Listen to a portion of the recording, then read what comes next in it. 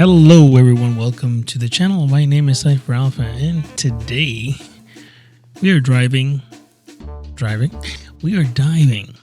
Gremlins Inc., a digital board game full of strategy, chaos, and steampunk style. If you are new here, I love exploring my game library, give you a first look, and seeing if a game is worth it or if it's better left to the backlog. So hopefully today this is what we're going to accomplish here. Most likely we're going to be looking at some of the tutorials on this one because I'm not very familiar with it, but take it a step at a time. So in this video we're going to be taking a closer look at this game. I have some notes on it. This game was developed by Charlie Oscar. It was released on March 10th, 2016. It's a multiplayer digital board game in a steampunk world where you play as greedy gremlins trying to outwit each other. Each turn you make moves, earn gold, gain influence, and avoid trouble as you sabotage your opponents. It's a mix of luck, strategy, and a little bit of backstabbing. Now, we're not going to be diving that deeply into it. We're going to go through the initial tutorial, and maybe at a later date we'll do some further exploring into the game. Now here's some interesting facts about the game. The game's steampunk world was influenced by industrial era Europe, complete with corrupt politicians, banks, and crooked cops. Gremlins Inc. is known for its toxic multiplayer mode, where players can sabotage each other in creative ways. Developers have regularly released updates and expansions, adding new cards, events, and mechanics. The game also includes an offline single-player mode with AI opponents so you can practice your strategies before heading online, which is basically what our goal is. The game's artwork is hand-drawn, giving it a unique, immersive steampunk feel. As always, if you have any game suggestions or thoughts on this one, feel free to drop a comment down below. And if you're enjoying the content, don't forget to hit that like button, subscribe, and ring the bell for notifications. Alright guys, let's get started with this game and see what it's all about. We're going to take a look quickly at the tutorial. Looks like there's 4 different sections here. Lesson 1, the basics of gremlinocracy. We'll learn the essential parts of the user interface. We'll probably go very quickly through that one. Lesson 2, learning to fly. In this lesson, we'll discover how to move around the playing field, as well as what kinds of spots there are on the field. Okay, I think that's an important one. Lesson 3, cards, how, where, and why to play them. Here we'll discover card rules, how to activate them, and why you need all of this in the first place. I think the most necessary ones are 2 or 3, but we'll take a quick look at number 1. Let's see what it's all about. Hello, boss. Welcome to the Clockwork Town and all that. To make it easier for us, this curriculum is broken into several parts. In each of them, I will tell you about a different part of the game. First lesson. This one, if you forgot already, differs from the rest in that you basically don't need to do anything unless you count auto-clicking on the OK button as doing something. Alright, so let's get started. Each player is represented by an avatar and a token. The player who is currently taking a turn has a gear spinning on their avatar and their token jumping on the playing field. The avatars, all players, are sorted in the order of their turns in each round, top to bottom. Okay, there we go. We have the spinning token right there. Your avatar is always at the top. Great. Next to the player avatar, you'll find their resource indicators. Money is a little funky symbol here. Okay. Money is a resource that you use to pay for playing different cards, to give bribes, and to feel better on a bad day. Next to the money indicator of the player with the most money, you will see the medal of the richest player. Okay, there we go. Most money. Got it. Now, my memory is awful, so I'm probably going to forget half this shit by the time we get into it, but let's go. Next to the money indicator of the player with the least money, you will see the medal of the poorest player. It's always nice to call the poor people out. So there we go. Poorest player has a little indicator there too. Score, which is the gear symbol, is the resource that you need in order to win the game. In the end of every session, the player with the most score wins the game. Make sense? The player who currently has the most score points will have a green highlight on their score indicator. Okay? Green highlight. Got it.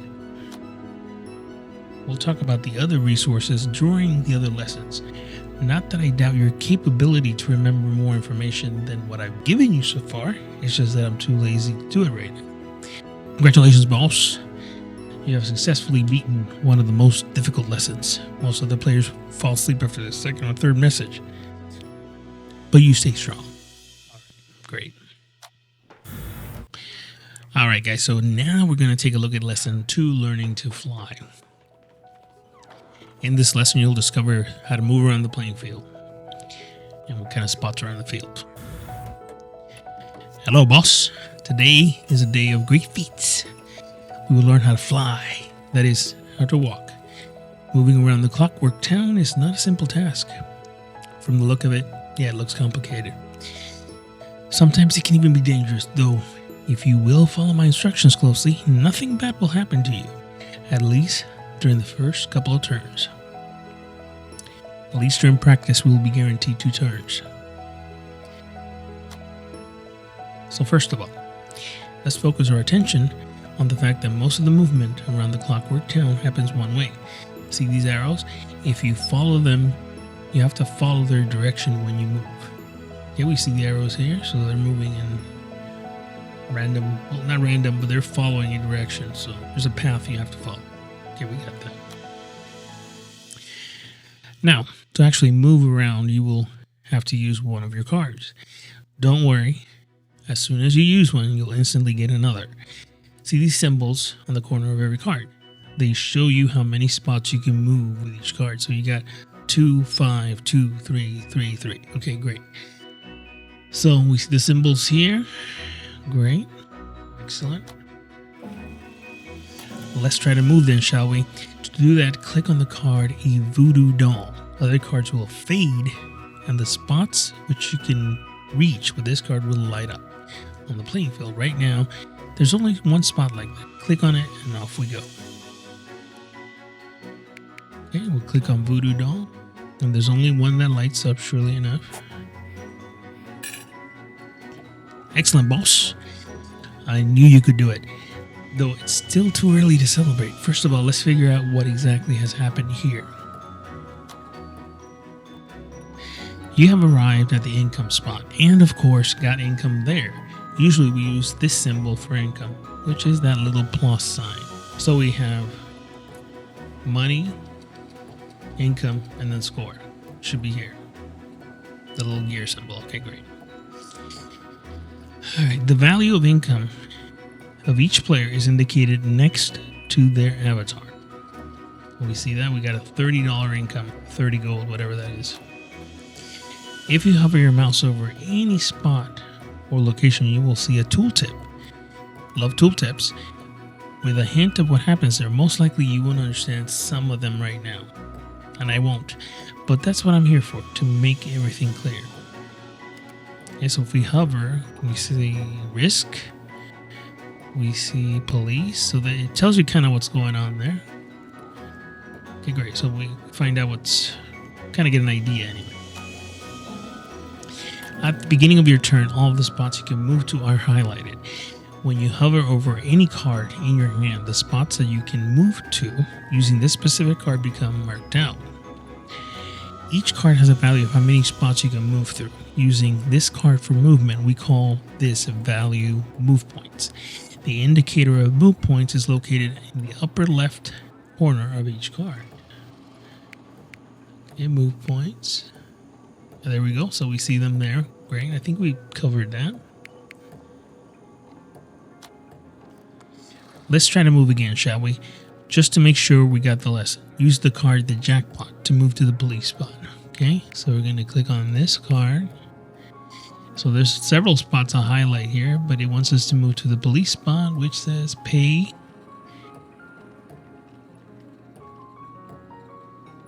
So we got to pay a bribe, it looks like. Okay, so we have to pay a bribe or roll the dice. If you roll 1, you're arrested. Okay, let's move the jackpot.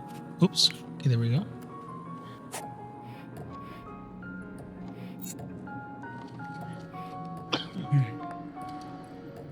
See, boss, that was so easy. You probably noticed that on your way you lost some money. Well, the reason is you passed the bribe spot. We identified that already. That's great. Okay, now let's move on to the next step here. There are 3 types of spots on the playing field that work even when you pass them. They all have a special symbol in their bottom right corner. 3 types of spots on the playing field. Bottom right corner. Oh yes, we see that. Okay, bottom right corner. Okay. For example, when you pass a bribe spot, you pay the bribe. Usually we use this symbol for the bribe, which is the little minus sign. Okay. The value of the bribe of every player is indicated on their avatar. Okay, we see that up there as well. It's blinking. Perfect. And now let's sort things out with the police spot, where you so carelessly stepped on. You pointed me there. Usually policemen love to inquire about your business, just like in the real world, which brings with it the chance of getting yourself arrested. But it's perfectly possible to avoid the risk of arrest by paying the bribe to our dear servants of law and order. I would suggest doing exactly this, since I don't want to teach you about all the intricacies of life in jail right now. The choice is yours, however. Do as you please. Okay, great. So obviously we need to pay the bribe. There we go. Police, pay bribe or roll dice. If you roll 1, you're arrested. Governor does not pay bribes and does not roll the dice. Pay the bribe of 20 money. Okay. So we paid that money, or whatever that was. Let's see, this. Yeah, that was income. Yeah, we paid 20 money. Any problems with the law, boss? No? Excellent. Let's continue. There's another income spot ahead of us. I suggest you stomp on it, get double income. All right, is that what it is? Yeah, get double income. All right. It is particularly relevant since you will pass another bribe spot along the way, and you need to somehow replenish your budget. To get to the income spot, you will need a card with 2 move points. Luckily, you seem to have one. Use the card, the runner bomb, to get to the income spot. So we're going to use this card right here. I'm not sure what the card's about, but I'm sure we can click in here and see what some of the details are. It's got 2 move points. We get 6. Something with the whatever that is. We'll figure that out later. Okay, so we're moving there. The bribe is paid and the income is received. Everything goes as planned. Now it's time to visit the bank, where you can raise your income. Once you do that, you will get more money on every income spot, which is a nice thing all in all. There are 2 spots left to reach the bank, but you don't have any cards with 2 move points left. That doesn't mean you can't get there though. The bank is a special kind of spot that is usually called a location. There are 11 locations on the playing field, and each of them is unique. All of them look like little houses, and you can stop on each of them if you move with a card that has more move points than is needed. Okay, so we can move to each of them even if you move with a card that has more move points than is needed. I wonder if there's some kind of economy with move points that we need to use here, but we'll figure that out. And that is exactly what we're going to do now. In general, you can move to the bank with any card on your hand, but there is something else that I want to show you.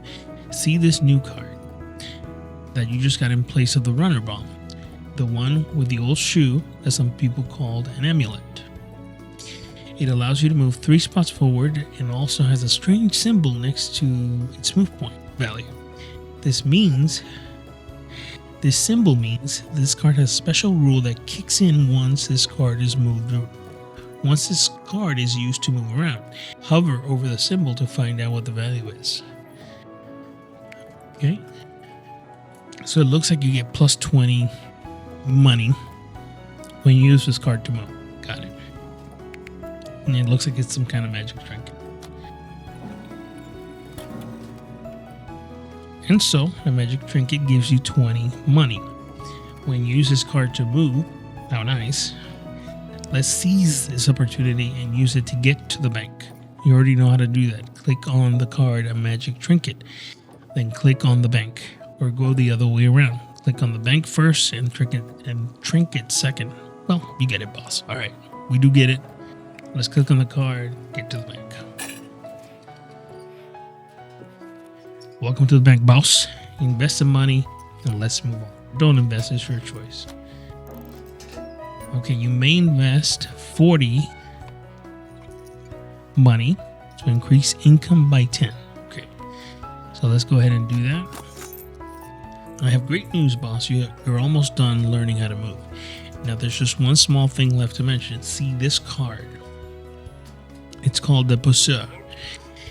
I'm not sure if I'm saying that right, but it sounds like that.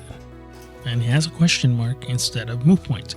When using cards like this to move, special move rules apply. Hover over the special symbol to find out what they are exactly. Okay? So use this card, move, roll the dice, and move accordingly. Okay? Gamble. In addition to the usual spot mechanics, get as many, whatever as score. Whatever this is, I guess. The votes? Oh, okay. I'm not sure if we're there yet, but okay, we get the idea. So let's make everyone eat the dust and move with the Pousseur. Just click on the card. Keep in mind, though, that once you choose to move with it, you will not be able to change your decision later, no matter how the dice roll. No matter how the dice roll. But I believe in your luck, boss. Okay, so we're gonna click that. We're gonna use it. We got a roll of 2 there. Alright, so it looks like we can move to this spot, which is a risk. See what happens. Okay. Let's see what that says on there. Roll 1, you get misfortune. If you have insurance, the misfortune happens. Not to you, but to the opponent of your choice. Okay, interesting. You've done it, boss. You can move around the clockwork town with no help from me whatsoever. I may need some help later on. We'll see. Of course, strolls like this can end up rather badly, since I haven't taught you yet to build a proper business. But this is another topic for another day and another lesson. Till next time. Let's go into lesson 3 real quick. Here we discover different cards, different rules. No, we'll discover different card rules and how to activate them, why you need all this in the first place. Okay. My salutations, boss. Ready for another lesson? Well, even if you're not, you'll have to learn. I'm afraid since I didn't teach you how to exit the game yet, right? Very interesting. Okay. Today we'll learn how to play cards. The main rule is never confuse playing a card with using a card to move. Moving around is easy. You can do it with any card on your hand, but to play a card, you must fulfill certain conditions. It's not easy, I know, but such are the rules. Condition number 1, a card can be played only, and I repeat, only when you stop at the corresponding spot.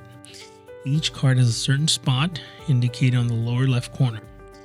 You can hover over any card and you will see a small yellow indicator showing up next to the spots or locations where such a card can be played. Okay, so apparently a spot indicated here, which is somewhere in the bank.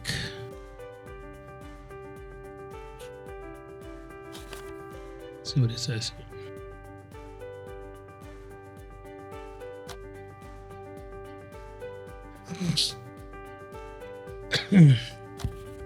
Okay, well, I guess we'll cover the spot. It says you can only move to these spots, which is For example, this one, it's not letting me hover, but that's okay. We'll figure that out. At this point, you may be asking yourself, why play cards at all? That is a good question.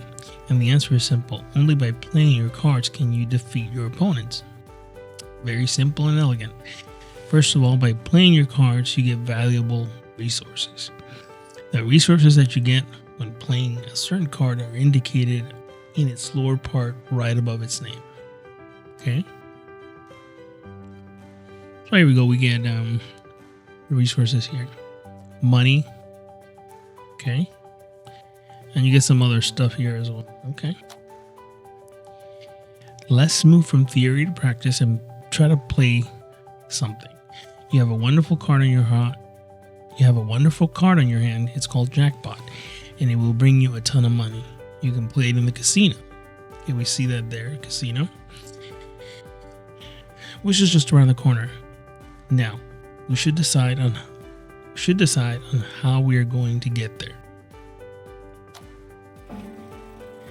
You are 5 spots away from the casino, and if you want to get there during this turn, you'll have 2 cards that can help you make it: the Jackpot and Hidden Treasure. Okay.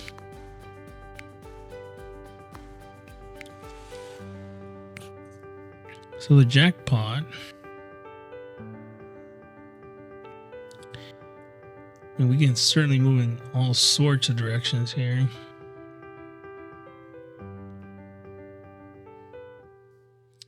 So we're here. It would seem like this would be the easiest way. And then there's the Hidden Treasure, which you could definitely go this way as well. Okay, so there's 2 cards that can take you there. That makes sense. But it wants me to use Hidden Treasure to move the casino. Okay, so let's see here. You have spice. You are 5 spots away to the... Okay, so... Okay, here we go. All right, let's take a look at this. You're 5 spots away from the casino. And if you want to get there during this turn, you have 2 cards to help you make it: the Jackpot and Hidden Treasure.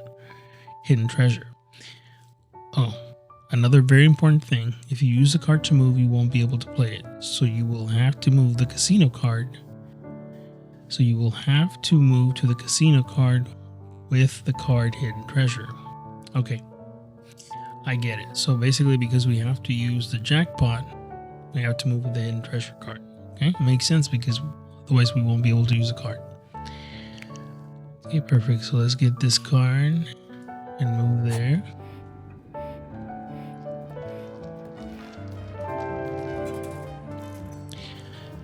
You can play a card here, okay? And so now we have a right, boss. Now you should play the Jackpot. That's easy. Just click the card. Oh, we got some money. Yep. Excellent. Do you feel how all that money is weighing down your pocket? Enjoy it while you can. Usually money goes easier than it comes. But I'm off topic. According to the rules of the game, after playing a card, you can use the general mechanics of the spot that you've moved to. Now that you're at the casino, you can gamble a little or not. The choice is yours. Okay, so we can gamble. So we'll go ahead and gamble. Let's give this a try.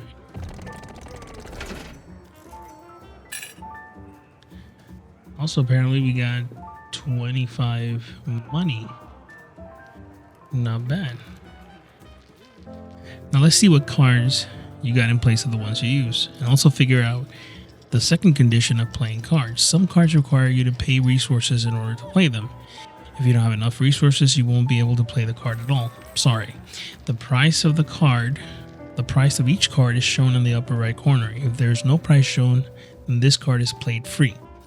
You currently have an artifact that costs 300 money, which is quite affordable, and a secret project that costs 600, which is obviously a little too much for you to handle right now.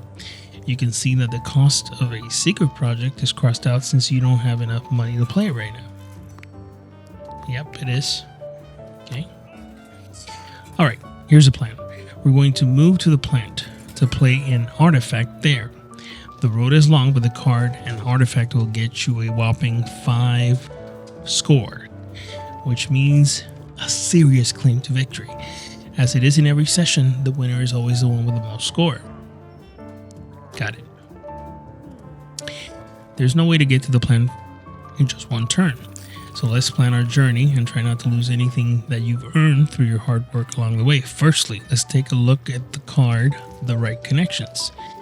It can be played on any bribe spot, which is very convenient since there are tons of those in the playing field. Also, this card has neither a price nor resources shown, only a gear symbol at the top of it. That gear means that this card has special rules. Hover over that symbol and see what the rules are. Instead of paying a bribe, you get ×1 income. Okay, that sounds good.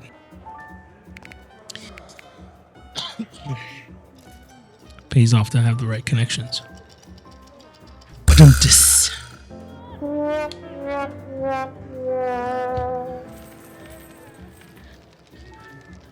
Okay, so we got that.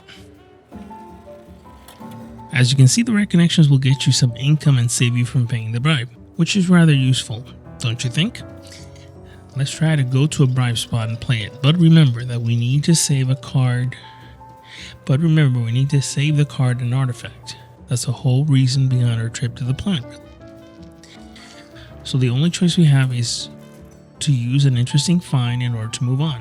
Use the card and interesting find to move to the bribe spot. Okay, so I kind of get this. We have to use the right connections, but we can't use that yet, so we have to use an interesting find. Okay, we got the idea here. Let's click there, move here. Now to play the right connections, and instead of paying a double bribe, you'll get income. So we're gonna play the right connections on this spot, and we got +30 there. Nice. Okay, great. Now is the time to look around and take stock. It's not that far to the plant now. If you go through the center of the playing field, it's not too far to get to the plant right now. If you go through the center of the playing field, but that might bring misfortune. This little red blinking ominous skull here, okay? When you stop on this spot, choose an opponent who will then choose one of the 2 misfortunes. You get that misfortune. So we have to try to avoid that. Okay, but that might bring a misfortune. That's what the central spot with the skull is called, a misfortune. Even if you just pass through it, something bad will happen to you. In the future, I will tell you more in detail about the misfortunes and how to deal with them. But as for now, let's walk around it. One of the reasons you should want to go the long way, so you'll be able to stop on the income spot to gain double income.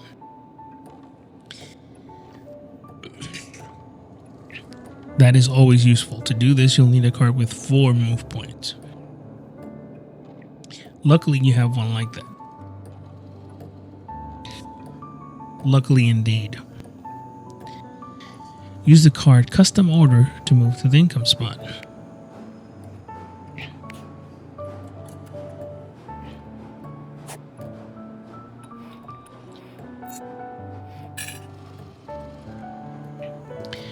And so the time has come to run the plant and play an artifact there. You're 6 spots away from the plant, and if we move through the central bribe spot, then it's even less. You seem to have just the right card, Perpetuum Mobile, which is currently way too expensive for you to play, but offers excellent movement points, all 6 of them, so we will easily avoid the bribe spot by walking around. But there is one minor detail. This card has special move rules. Hover over the special move rule symbol to find out what that is.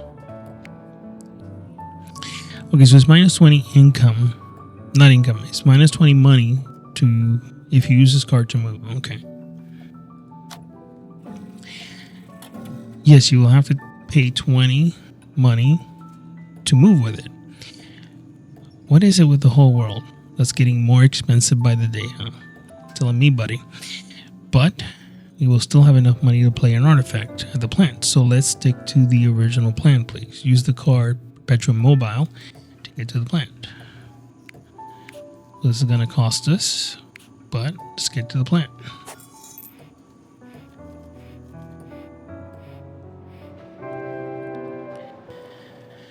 Okay, here we are, boss. Click on the card artifact, and today's lesson is a success. Okay, so click there. Oh yes, I completely forgot. You can stop at the plant and do some honest work there in order to gain 50 money. Usually it's not as profitable as it may seem, since you will have to skip a whole turn to do that. But if you ever find yourself 50 income or 50 money short of being able to play an amazing card, then it can be a very viable reason to do it. You may skip a turn here to get 50 money and lose one. What is that? Don't know what this is. And lose one of these. Assuming it's related to the turn. Would you like to do some work? Okay, let's do that to get some money.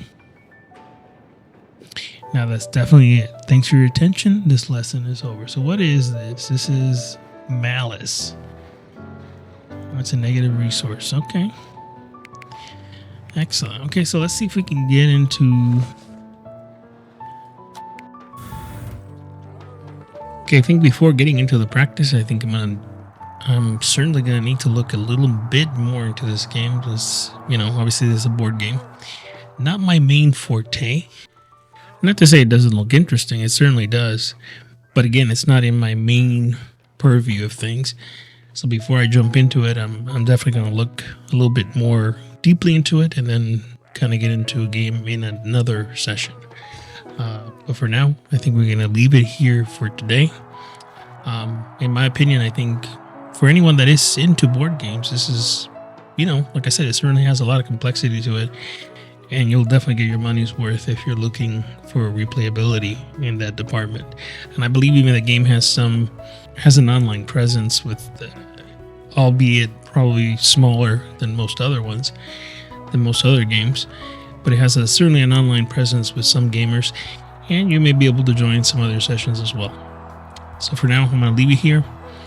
If you watch this far, I want to thank you for watching. And I'll catch you on the next one. See ya.